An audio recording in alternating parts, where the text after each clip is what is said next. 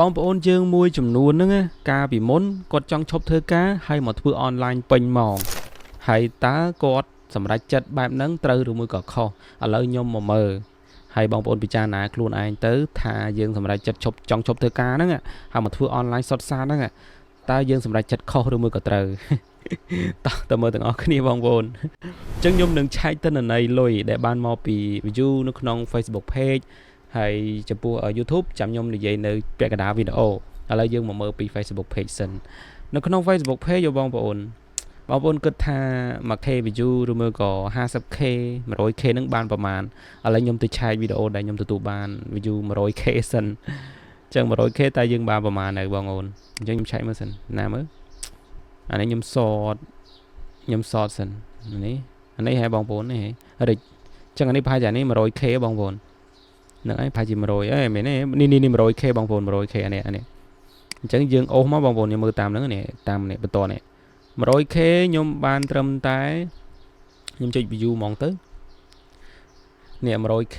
អានេះគឺជា view ហើយគេគិតចំនួនរិចបងប្អូនគេដកអា view បែកស្លុយឬមួយក៏ view ខុសប្រកដីហ្នឹងខ្លះ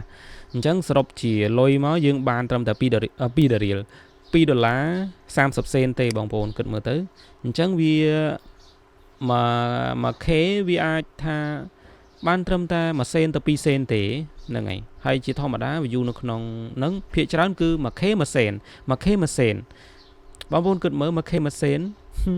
30k បានប្រមាណ 30k បាន30សេន 100k បាន1រៀលប៉ុន្តែRPM វីដេអូនេះគឺថាយើងបាន2សេន 100k ទៅយើងបាន$2យើងបាន$2កន្លះអញ្ចឹងវា2សេនហ្នឹងហើយរៀងនេះដែររៀងគួរសមដែររៀងថ្លៃបន្តិច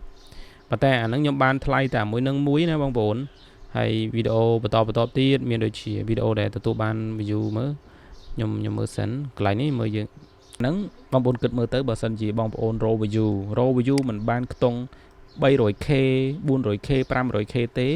បងប្អូនក៏មិនអាចមានលុយបើកពី Facebook បានដែរវាបានតិចមែនទេណាបងប្អូនហើយចំពោះការដាក់កុងជាធម្មតានៅក្នុង YouTube តតែគ្រប់$100បានយើងបើកបានម្ដងប៉ុន្តែចំពោះ Facebook វិញបើសិនជាយើងដាក់កុងខ្មែរ$100បានយើងបើកបានម្ដងដូចគ្នាទៅនឹង YouTube ដែរសម្រាប់ Facebook ហើយមួយទៀតបើសិនជាយើងដាក់កុង PayPal ត្រឹមតែ$25យើងអាចបើកបានម្ដងហើយដោយសារតែកុង PayPal ហ្នឹងវាធ្លាក់លុយលឿនត្រឹមតែ25យើងទទួលបានលុយចាយហើយបងប្អូន25 30 50ក៏បានលុយចាយដែរវាតិចវាបានរហូតអញ្ចឹងប៉ុន្តែចំពោះនេះមួយចំពោះកុង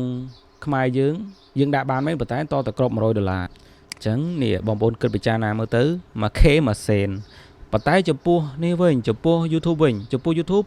ក្នុង 1k យើងអាចបានចន្លោះពី5សេនរហូតដល់1រៀលបងប្អូនដោយប្រភេទមេត្តាទៀតសម្រាប់វីដេអូបរិញ្ញាគឺយើងពេលដែលយើងធ្វើចាប់ពី10នាទីឡើងទៅ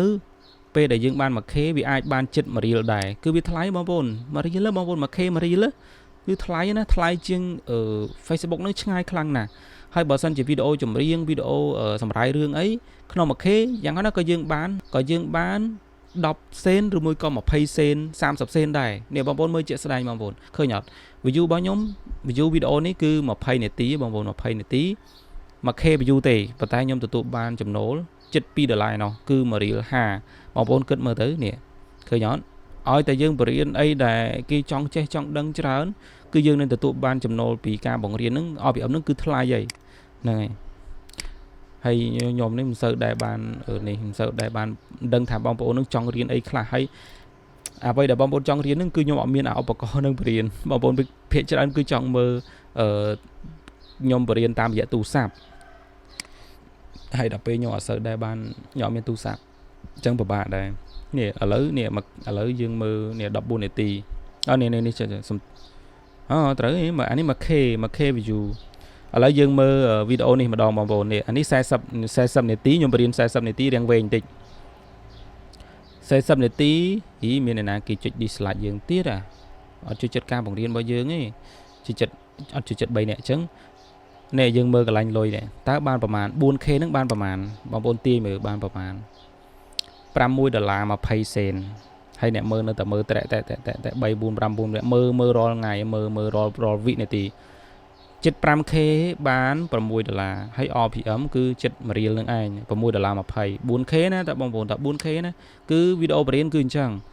ពេលដែលធ្វើវីដេអូបរិញ្ញារៀងវែងជាធម្មតាខ្ញុំអត់ចង់បរិញ្ញាវែងទេបងប្អូនលុះត្រាតែវីដេអូហ្នឹងត្រូវចាំបាច់ត្រូវបរិញ្ញាវែងមិនខ្ញុំបរិញ្ញាវែងហើយបើសិនជាមិនត្រូវការមិនចាំបាច់គឺខ្ញុំអត់បរិញ្ញាវែងទេខ្ញុំអត់បរិញ្ញាយូរវែងឡាយទេខ្ញុំអត់ចេះចិត្តទេប៉ុន្តែធ្វើម៉េចដើម្បីបានលុយខ្លះៗដែរអញ្ចឹងបរិញ្ញានិយាយវែងគេឯងដែរទៅនេះបងប្អូនមើលទៅ 1k គឺ$1.30បងប្អូនថ្លៃណាស់បងប្អូនសម្រាប់ YouTube គឺថ្លៃណាស់វាលើកទឹកចិត្តមែនទេមិនមែនដូចអាបណ្ដាញសង្គមនឹងទេនឹងឲ្យរៀងបាននេះដែរប៉ុន្តែវាពិបាករក view បន្តិចនៅក្នុង YouTube ពិបាករក view បន្តិចហ្នឹងហើយដូចអានេះអីវាប្រហែល100ផុសហ្នឹង100 view យើងមើលថាបានប្រហែលមើលជាក់ស្ដែងអត់តន់គិតលុយឲ្យទេផាយជាអត់តន់គិតលុយឲ្យវាទៅយើងទៅតែផុសបាន24ម៉ោងអានេះ200 view ណាបងប្អូន200 view បានប្រហែលនៅក្នុង YouTube មើលជាក់ស្ដែង200 view បាន20សេនអញ្ចឹងវាបានថ្លៃជាងអានេះទៅទៀតបងប្អូននេះឃើញអត់ 1k គឺ90សេនបងប្អូនថ្លៃណាបងប្អូនថ្លៃណាវីដេអូបរិញ្ញាថ្លៃណាធ្វើវីដេអូបរិញ្ញាចាប់ពី8នាទីឡើងទៅគឺបានថ្លៃហើយហ្នឹងហើយចាប់ពី8នាទីបាន10នាទីតិចតួចទៅកាន់តែថ្លៃទៀតអាចហក់ដល់1រៀលហ្នឹងហើយឲ្យតែយើងមើលបងប្អូនមើលឲ្យតែយើងបរិញ្ញាទៅបានល្អអូខេអញ្ចឹងបងប្អូនអាចដឹងហើយណាថាយើងគួរតែសម្រេចចិត្តធ្វើមួយណាធ្វើ YouTube ឬមួយក៏ធ្វើ Facebook ហើយតើយើងពេលដែលយើងធ្វើមុននឹងធ្វើនឹងតើយើងត្រូវតែដឹងពីខ្លួនឯងបែបម៉េចថាខ្លួនឯងនឹងអាចផលិតមាតិកាដែលឲ្យអ្នកដែលគាត់មានអាយុច្រើននឹងមើលបានដែរឬមួយក៏អត់បើសិនជាអត់មានសមត្ថភាពផលិតវីដេអូឲ្យអ្នកដែលគាត់មានអាយុច្រើនមើលទេកុំផលិតអីកុំធ្វើអីអាហ្នឹងគឺជាការរីកមិនរបស់ខ្ញុំនឹងឲ្យគួរតែរកការងារផ្សេងឬមួយក៏ធ្វើអា Facebook YouTube ហ្នឹងក្នុងគោលបំណងផ្សេងទៅកុំចង់បានលុយពីវា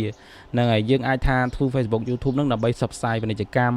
ដើម្បីរកស៊ីលក់ដូរអីគឺល្អបំផុតអញ្ចឹងវិញចាហ្នឹងគឺចំណេញតែបើថារកពីក្នុងអនឡាញនឹងបានខ្លះទៀតក៏ម្យ៉ាងដែរអូខេអញ្ចឹងខ្ញុំមានតែប៉ុណ្្នឹងអរគុណអ្នកនរគ្នា